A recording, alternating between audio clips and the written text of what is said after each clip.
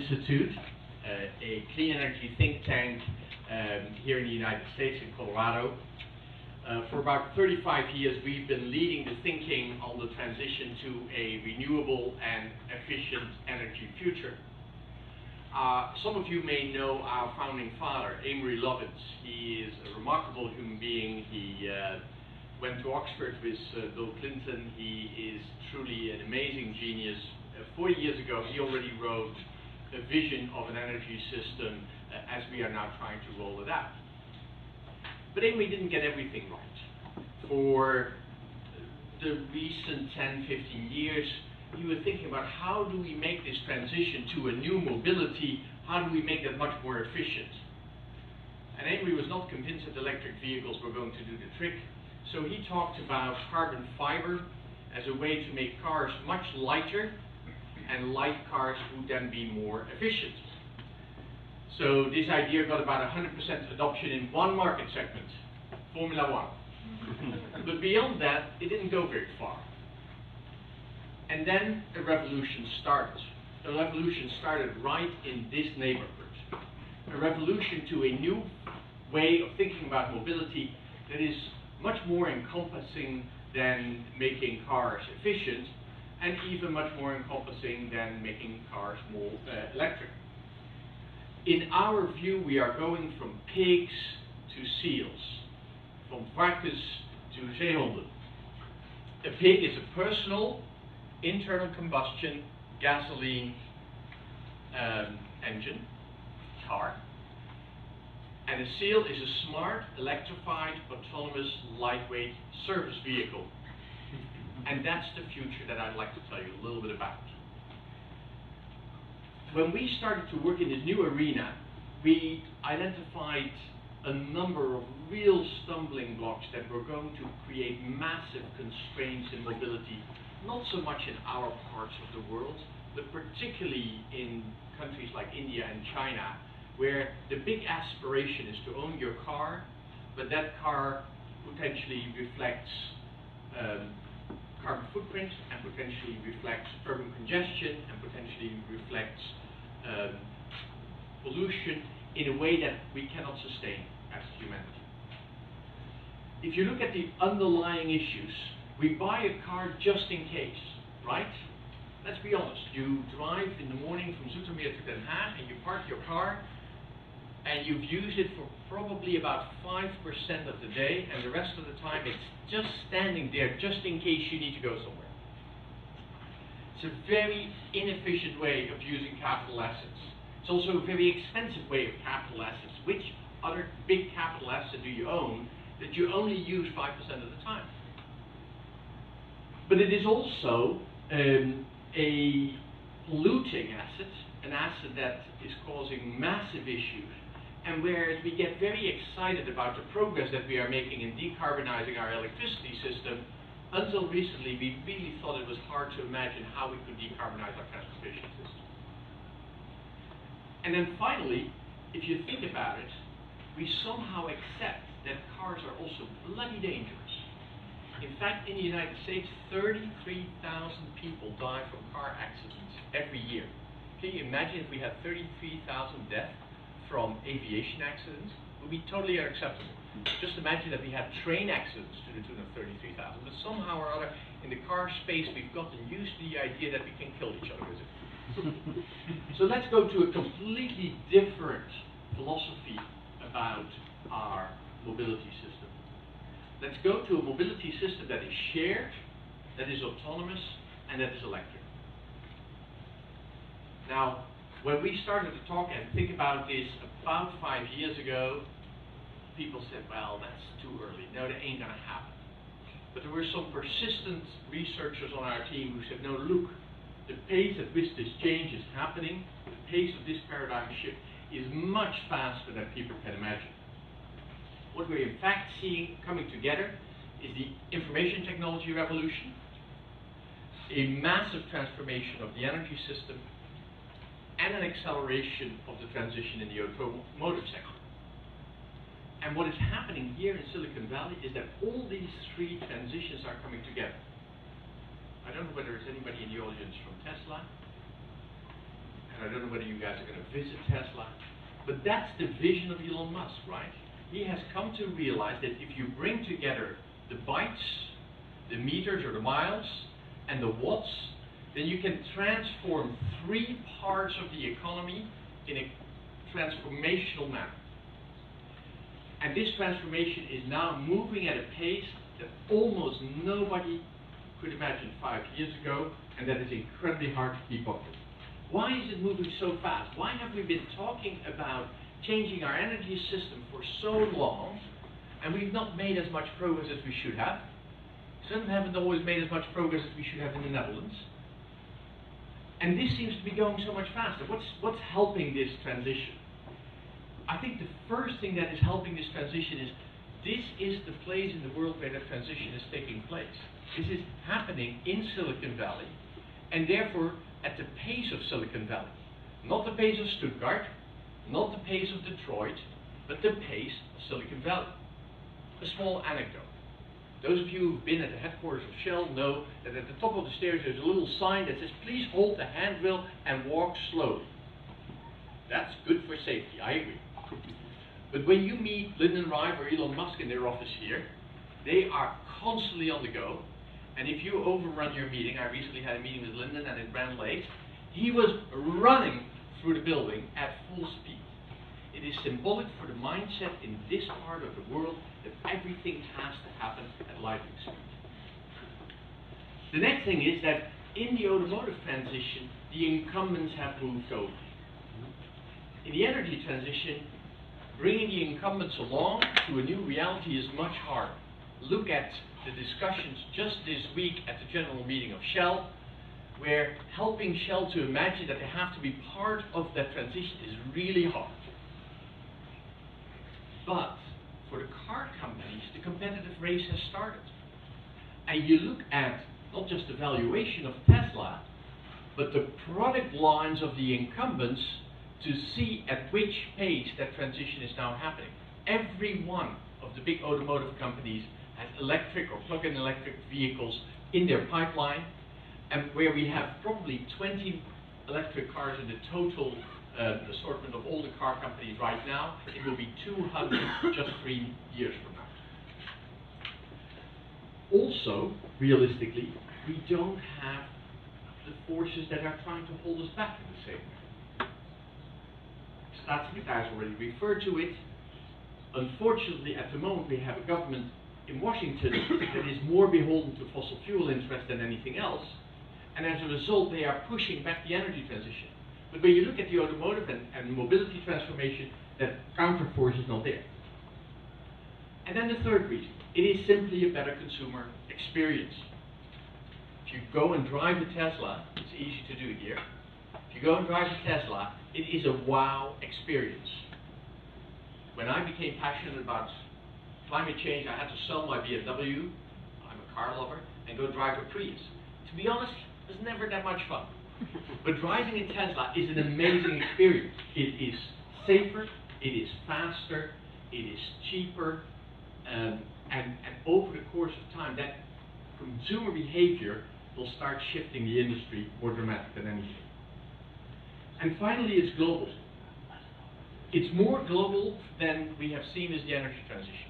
It is not just happening here in the United States. It's not just happening back in the Netherlands and in Norway and other front-running European countries.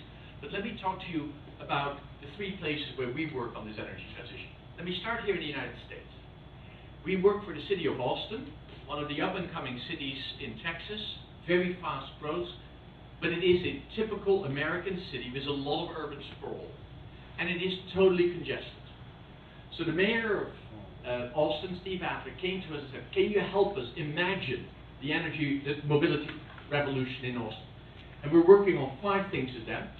Turning commuting into a service, so moving people from their personal car into using commuting as a service in the same way that it is happening here in Silicon Valley. We are building together with Google and with Apple and with others a database of all the transport data for the city of Google in a way that, for the city of Austin, in the same way that can be replicated then to other cities. We are working with the city to electrify the fleets, not just the fleets of the city vehicles itself, but also their taxi fleet and the fleet of the utility company and the fleet of other companies. The city is driving autonomous vehicles, and the city has put a big effort in place to do urban design based on the new forms of mobility. Now that's exciting for Austin, but you think, where else is that happening? Well, in fact, over the last 6 months, we have done intensive work with the Indian government to do exactly the same for India and its leading cities. And in fact, just last week, the Indian government, Prime Minister Modi, put out a report that we helped create where India commits to having only electric vehicles on the road by 2032. Now, we were all pleasantly surprised by the bold ambitions of European countries when they said, we will move to electric mobility in the 2030s. This is a developing country that says, because we still have to build our infrastructure, we will have only electric vehicles on the road by 2030. And finally, China. In China, we see a commitment from the government, driven largely by pollution, to have 5 million electric vehicles on the road by the end of this decade. When China puts a bold goal on the table like that, it actually happens. In summary, this transition is not just something from Silicon Valley. It's not just something that is happening in the Netherlands. It's something that is happening globally at an incredible speed, and that creates enormous opportunities for all of you. Thank you.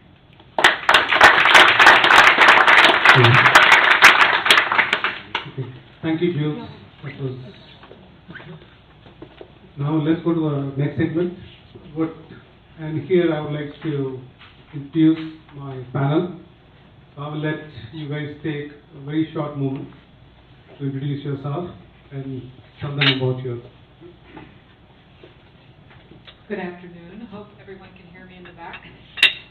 Raise your hand if you can't. Can you hear me? You can hear me. Okay, how's that? That's much better. So my name is Karen Janowski, and I'm a vice president at Prospect Silicon Valley. We are an urban tech innovation hub.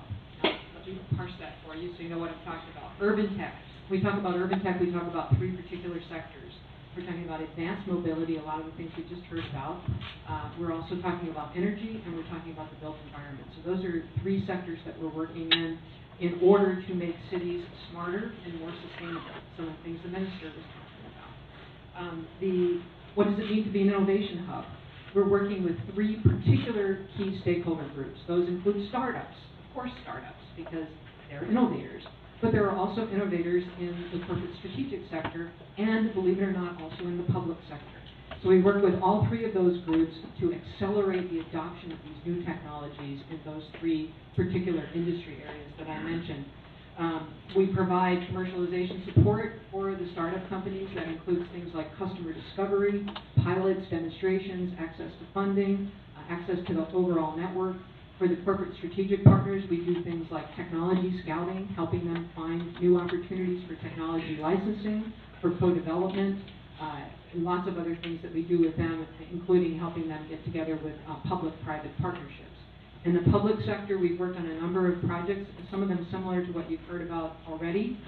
Fleet electrification for cities, installing charging stations, vehicle-to-grid integration projects with transit agencies, a lot of very interesting public-private sector projects that we do across those 3 different groups. So I'm happy to talk to any of you about, a little bit later, more about what we do if you're interested. Thank you. Thank you. My name is Marcel Beukeboom. I'm the climate envoy of the Netherlands. As a climate envoy, I'm perhaps a chief diplomat when it comes to climate issues internationally and multilaterally. But after Paris, and Paris has been mentioned several times this afternoon already, I have a different task, and that is literally, as the minister said, to bring Paris home. It is my task to connect the global and the international to the local, and as such, I have to be able to translate what we agreed upon in Paris, but also the other way around. I have to know what's going on locally and what are the prospective initiatives, what can work. So exactly what you're doing here today, and exactly what you intend to do as companies, as startups, as entrepreneurs. So I have to know a little bit about what you do, but I have to know exactly a bit also about what it means for the global context in which we all operate, and to which other speakers alluded to as well. So I will have a special emphasis on that as my jury task. There are a few other things that I would like to look at, and as a diplomat, I can be diplomatic. I'll leave that aside this afternoon. So, is that a promise? And that is exacerbated by the very uncomfortable chair I'm sitting on. So the longer you talk, the more critical I will be. So pitching will be critical this afternoon. So thank you. Okay, thank you. Well, I'm not a diplomat. I'm a scientist. I'm Gus Velders from the Netherlands. I work at the National Institute of Public Health and the Environment, and also professor of air quality and climate interactions at Utrecht University. I strongly believe that when you want to do something about climate change, in fact more globally on environmental issues, you need three ingredients. I think you need solid science. You need scientists who can give the directions. You also need policymakers, you need politicians who can lead you the way and can take action. And you also need industry. You need industry people who are adventurous, who take action, who would really make things happen. I think that those are the three ingredients which can make change happen. It's my passion also to do relevant work. I don't want to be an academic who sits in an ivory tower and does his work. I want to do relevant work. I'm also very proud that I was being part of the process, which is not mentioned here. You mentioned the Paris process. We have the Kigali Amendment, which was a big step also filling in on the commitments for the Paris Agreement. I will tell some more about that tomorrow, and also see that as an example where scientists, policymakers and industry work together to get a global agreement. And Gus has been mentioned by Time as one of the 100 leading persons worldwide. So he doesn't tell this, but he... Thank you. I saw the time was there, so maybe my picture could be up there. I was just going to say your mother, but it's... So, thank you, jury members. So guys, you all know me. My name is Mukul Agarwal, founder and CEO of BootUP, and I'm a storyteller. That's the only skill I know. And what that means is when you tell me what you're doing, and then when I tell you what you're doing, most of the time you'll say, wow, is that what I'm doing? So, and multiple ways to get to your destination. So today we have to focus on one key area. Do you guys know how to dance? Because there's going to be a lot of dancing here. Really? So you know what dancing? So when you are pitching, these are your 3 most important minutes. We'll have 3 minutes of pitches. And one of the most important things what you have to do is you have to take the jury members as your partners, your audience as a partner, and you have to dance with both of us, the audience as well as the jury member.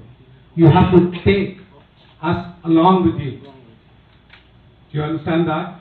If you leave us behind, then you're lost.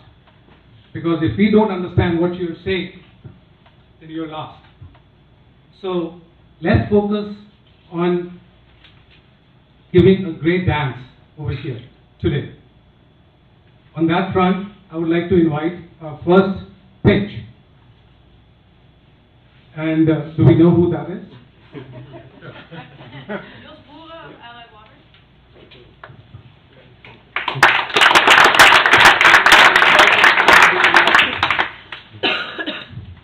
Okay, dance on my water, that's my challenge. Thank you.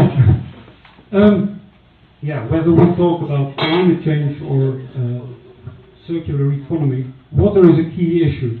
Now, first of all, a few words about Allied Waters. Who are we? What do we do?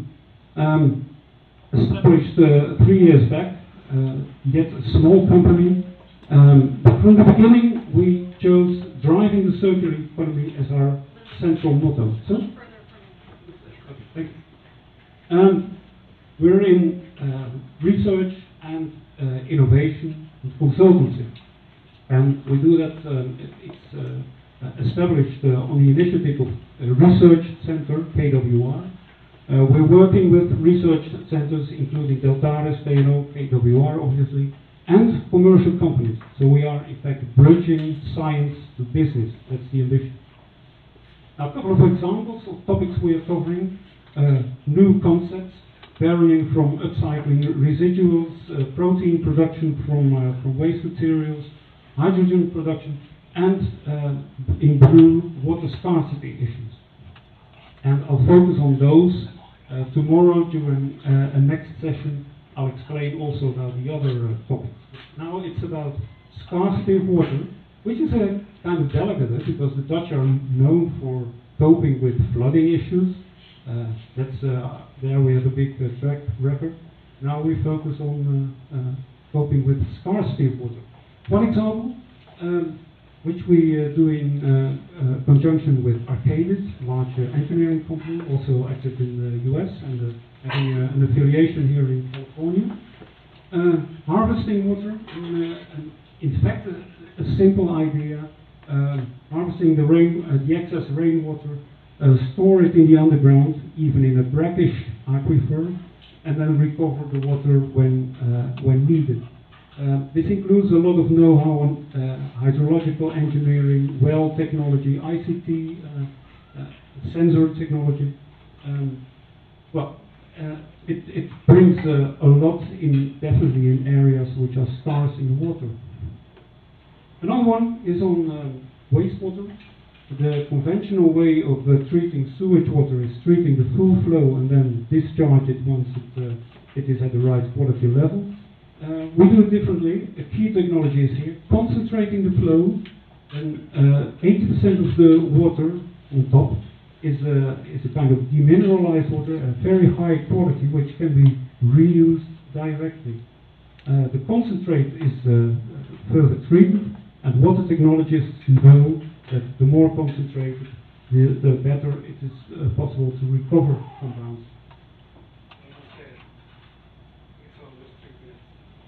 And finally, what I'm looking for is end users who are open for innovations and are interested to further help developing these new technologies and apply sustainable and payable solutions. Thank you very much. Thank you.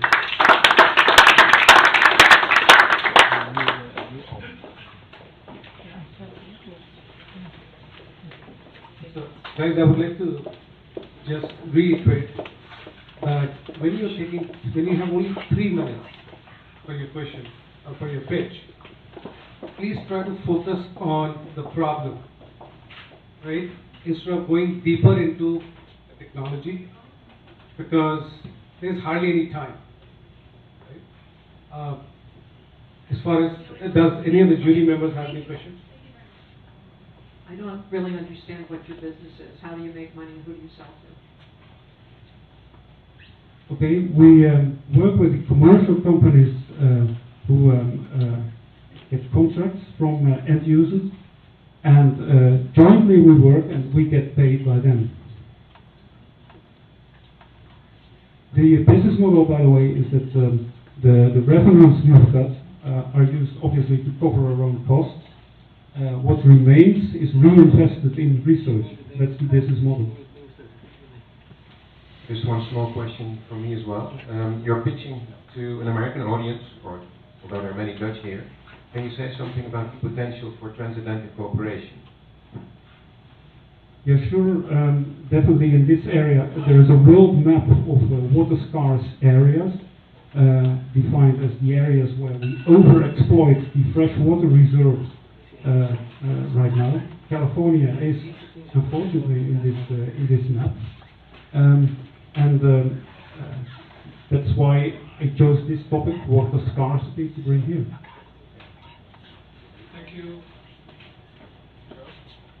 I think we'll move on to the next, unless you have any. Thank you very much. Thank you. Our next speaker is Hugh Welch. It's actually his colleague, Bruce. Bruce, yes. I brought in a relief pitcher. hit. Guys, please focus. In 3 minutes, you cannot tell the entire story. Just focus on key points, which is how you're going to make money. What is the problem you're trying to solve? There it is. And how does it impact the transatlantic? Because that's why we're here. So if you can just talk about those 3-4 major points, I think you will. That's what we should focus on. Hello, my name is Bruce Petrovic. I'm from DSM Niaga. I'm not going to use a microphone. If anybody has any problems hearing me, raise your hand. I have 30 years experience with polymers and carpet. DSM Niaga is a joint venture between DSM, a material science company, and a Dutch startup.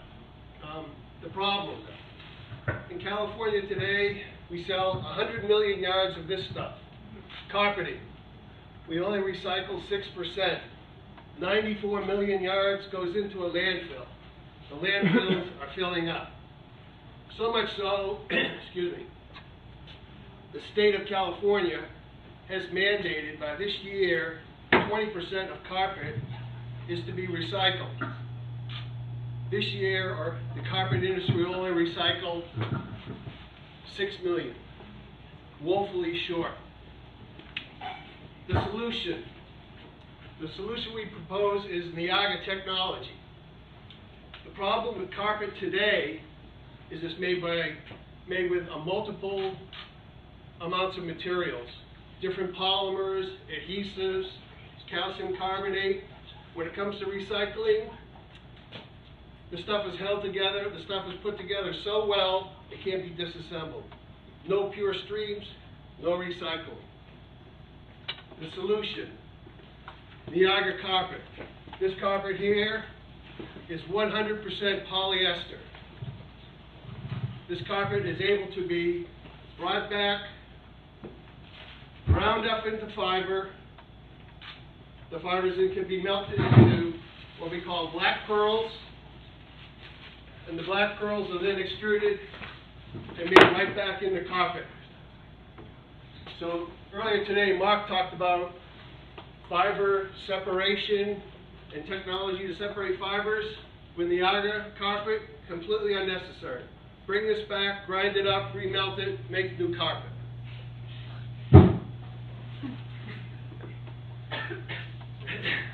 What we're looking for, we propose to eliminate discarding any carpet in California. We want no carpet to go in the landfill. We want all carpet in California to be made with the Niaga process. That's where we're going. What we would like from the government, we would like education, and once again, re-education of the public, where we have the idea that just like plastic soda bottles, carpet doesn't go in the landfill, carpet is recycled. We're looking for partners on the collection end of it, so that we can get material back. And the real thing we're looking for is to actually build a Niaga carpet plant in California, with the idea that California carpet would be installed, brought back to a carpet mill in California, remade in the carpet, and goes back on the floor in California. Thank you.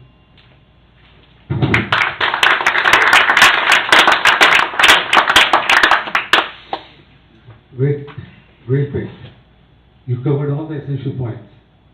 Guys, take a look. Right? This is how you should pitch. Okay. So now ready for questions? Now comes the tough part. Okay. So you didn't talk about, what's your revenue right now, what stage you are, what's your competition. How do if I want to invest in you, is it a possibility? What do I do? A Niaga line costs about $5 million. I've managed to sell one to Mohawk. Mohawk is installing it in Dalton, Georgia. They're starting to make carpet. It will be commercially available in the United States at the end of June. So it's up and running. In Helene, in the Netherlands, we have an R&D center with a commercial line there. It will be up and running in June 15th. We invite partners or anybody interested to come to Helene and we'll make carpet. There is no competition.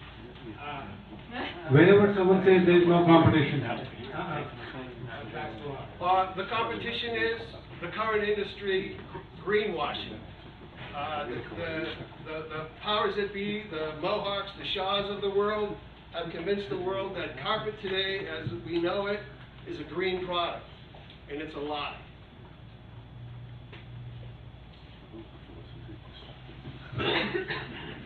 If you look at how much CO2 you use compared to the product, or how green is your product compared to the other products? We use 90% less energy. Okay, we use no water. The current carpet technology is a latex technology, which the solvent is water. They spend huge amounts of energy to evaporate water. So also, if it ends up in the landfill, your carpet, it's still better than the other carpet, you're saying? No, it's not. It's the same. But the thing is, we're going to take this carpet back because we know how to make it back into carpet. The mills today don't have a clue on how to make their carpet back into carpet. That's why only 6% is being recycled today. But if it's not recycled? It goes in the landfill. And then, how's any impact? Takes up landfill space. The other thing is, carpet goes out, goes in the landfill, it's replaced with carpet, so then you need all these synthetic fibers come from petrochemicals, it's oil and gas. So it's new oil and gas is needed to replace that you're burying. Are you paying the people to take the recycled carpet? How are you getting that? How are you incentivizing them to recycle? That's what we need the government to teach them once again. Well, actually we are, because the people, as a taxpayer, you pay for landfill, and nobody wants a landfill in their backyard, and we're running out of landfill space. So your incentive is keep your taxes reasonable, don't have to find new landfill space, because why are we all going to zero waste? Because we were running out of landfill space. great pitch. Thank you very much.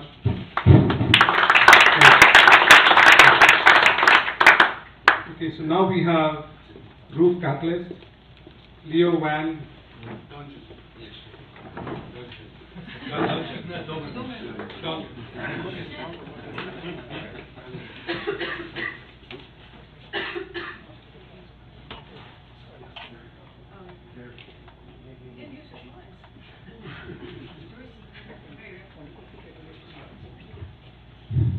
Hello. My name is Leo van Dongen. I'm from the company Zeiss.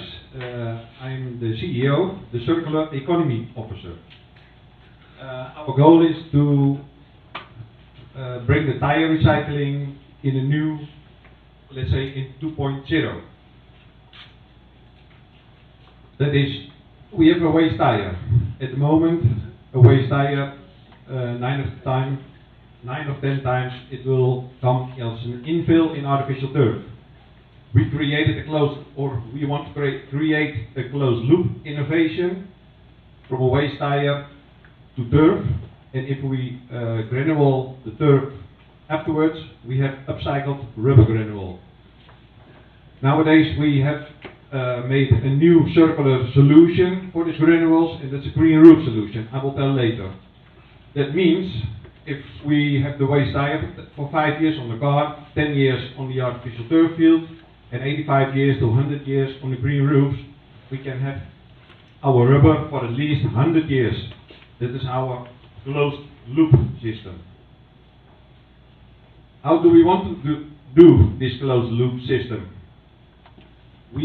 At the moment, there are only big factories in the world for tire recycling. We created a new tire recycling solution, the tire box. It's a small scale recycling, so keep the waste locally.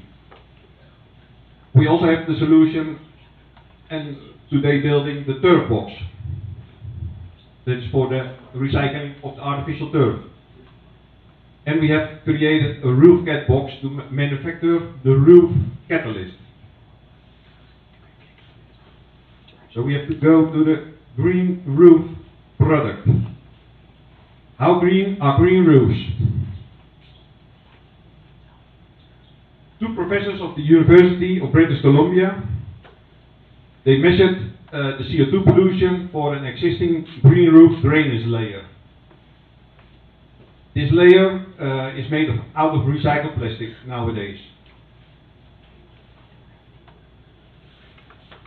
Over here we have the plastic, HPDE.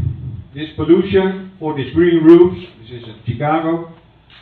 The CO2 pollution for this drainage layer will be balanced after 30 to 32 years. The roof catalyst is made of upcycled rubber. It's only the CO2 will be balanced in 3 to 6 years. The lifespan is more than 100 years instead of this 40 to 50 years for the plastics. So yeah, what are we looking for? We are looking for entrepreneurs who want to use our equipment and our knowledge to bring this in the market worldwide. Thank you.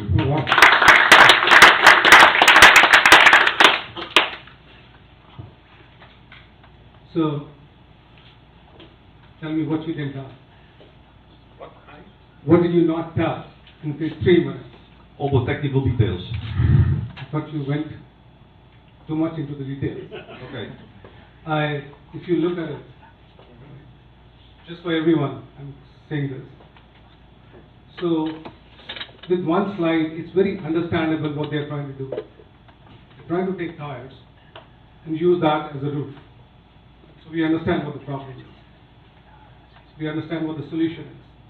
What we want to know is, are you looking for investors? Partners? You said you're looking for partners. What is the business model?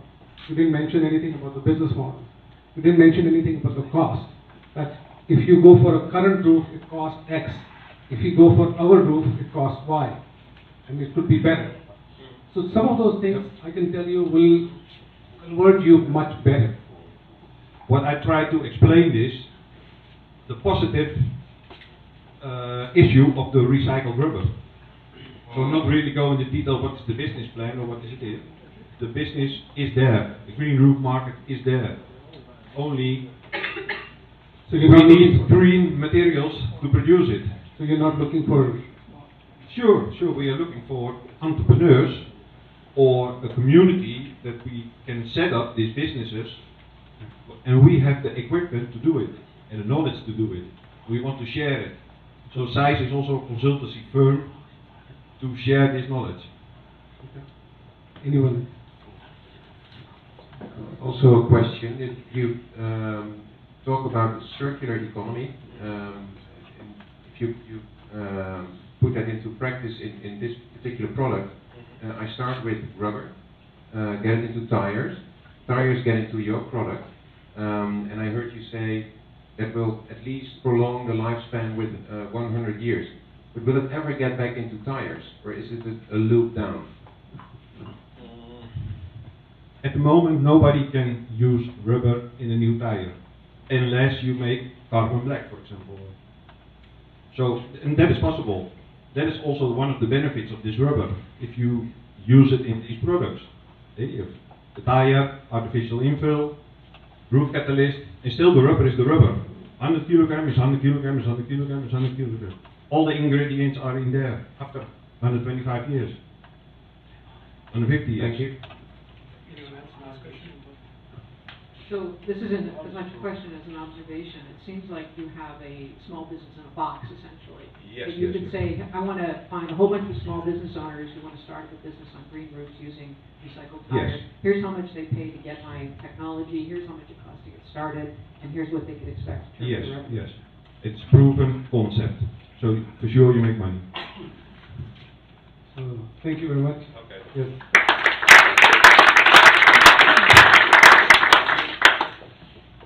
Okay, so now we have the road that pays for itself. Dr. Steen. Can you hear me without the microphone? Good. My name is Sten de Wit. I'm a senior advisor at TNO, an innovator at TNO, the Netherlands Organization for Applied Scientific Research. And We're at TNO over the last 6 years have been doing research and development to develop a road, an innovative road pavement that also works as a solar panel, a solar road. Now what I will do is I'll pitch a company under construction that will develop, produce, market and sell these innovative roads, and the management team is currently established. Now please imagine a future in which our roads also work as solar panels. They harvest the sunlight, they convert it to electricity, and we can power lampposts, households, and even electric cars that drive over our roads. To give you an idea, if in the Netherlands we would cover 30% of our road network with this technology, we could produce enough electricity to power 8 million electric cars. That is the same amount of cars that we have in total today. Now this green energy can be produced without using any extra space, without disturbing the environment or nature, but simply by adding functionality to the roads that we build and use anyway, and we can do that at a lower total cost of ownership. Now solar road can be sold worldwide in a potentially multi-billion market for solar pavements, and this huge market size has attracted competitors. So Wattway by the French firm Colas is currently our most important competitor. Solar road is our ambition, or solar pavements is our ambition, will be the default pavement for the future. And solar road is our ambition will be at least a 30% market share in the EU, the US, Japan, and the Middle East region. Next slide, please. Solar road is a proven concept based on R&D and piloting since 2010. And here you see an example of our product. It is a very sturdy, innovative solar panel with concrete base, resulting in prefab concrete road elements. The key IP has been secured here, and our roadmap focuses now on cost reduction, new services, and next product generation. We've already contracted projects in the Netherlands, and there is a proven international interest for this type of technology. Last but not least, Caltrans here in California is very interested. What we need is local partners to produce the concrete and to do the local assembly, and we have to team up with road construction companies, which will be our main sales channels. Our business plan shows that we can reach in 2020 80 million of sales. We can have a positive cash flow in 2019, but we need an investment of 3 million euros. Critical success factors, of course, are that tenders for roads include that we can enter these type of roads which produce electricity, and that these tenders can be won at total cost of ownership, not only lowest price. And if these conditions are met, I'm quite convinced that solar road is absolutely the road of the future. Thank you.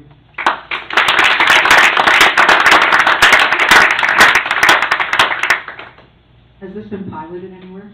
Yes, this is an example of a pilot that we've done near Amsterdam. It's running for 2.5 years now.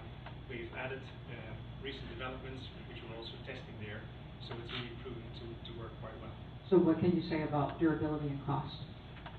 Cost is too high, that's why we're focusing on cost reduction, but we have a very strong R&D roadmap that shows that we can reach a good level so that the TCO over 15 years can be lower than for regular types of roads. For the durability, we have done extensive tests in the lab, accelerated tests to see what the durability is. That shows that it's okay, but of course we need to have demonstration in practice, because that's the only way you can really prove it. Can I just make one quick suggestion? So one thing when you're doing pitching is you should be upfront. So your concept sells by itself. Love the concept, right? But throughout your pitch, I was thinking about how much is the cost, and that just didn't leave my mind. So if you start out saying, okay guys, the cost is expensive right now, but we are getting there. So you're not shying away from that. I would, when you go for investments, when you go for telling someone, the way you create trust is say, this is what we are not. We are not this, we are not this, we are not this. But this is what we are. So it just creates that trust. Good, thanks. Please. Just one question. My colleague asked about the durability. I want to know something more about what happens when gets to the end of the lifespan. And we know that concrete, for example, is very bad in terms of climate and CO2. Are those components of what you construct? Yeah, this is also part of our R&D roadmap. What you can see here, which is piloted, is actually a monolithic structure, so it's very difficult to have a proper end-of-life strategy there. But what we'll do in the next generation is that we have all the components with different lifetimes will be separable, so that when we take it out, we can separate the concrete from the solar panels, from the coating, and we can individually treat them. The concrete, of course, can be reused most of the time because the lifespan of concrete is huge. So we can replace the technology, which is rapidly developing, like the solar technology, with new technology, but the concrete can remain there and be reused until it's really at the end of its life. And then, of course, we have means to reuse the concrete in ways of, I don't know what the English name is, but the concrete granulate that you can reuse in new structures. And maybe one question, you say you generate electricity. Is there a connection to the grid? And if no, or if yes, do you need something from the government in that respect? Yes, we connect to the grid. That's in this pilot, that's the case. What we're doing currently is working together with the network companies to make sure that this can be perfectly integrated into the energy system. One of the advantages of this system is that it is large scale, but it's yet decentral. So if you can exploit this decentral nature, then it can have societal benefits that you cannot get from the financial business case at the moment. So these are things that we're working out in combination with the network. You know, there is lot of possibilities with this. I can tell you, why just think about energy? Why not also think about different kinds of sensors? Yes. Within that. Why not think about, I mean, you are basically connecting the world. Yeah. So you can create this amazing number of ideas, which will lower your total cost of ownership. Yeah, that's true. Predictive maintenance, for instance. So that's where you should focus on. Yeah, sure. Thank you very much. Thank Very you. interesting.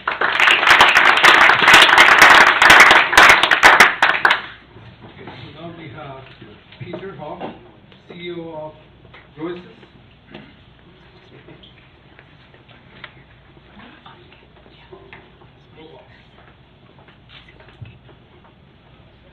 I'm Peter Hoff from Royces from Holland. I used to be a flower grower, and through that I was visiting all the world and found that